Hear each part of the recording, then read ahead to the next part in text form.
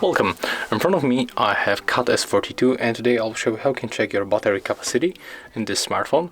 So we have to go for the Play Store, tap on search pool and type Ampere. That's the application that we are going to use.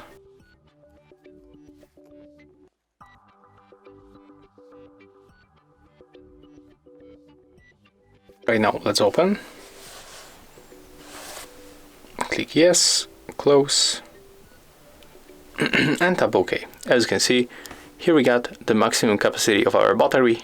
We can also find other things like currently temperature, voltage, if it's plugged or not, the status, level of the charge, and health, and also the technology.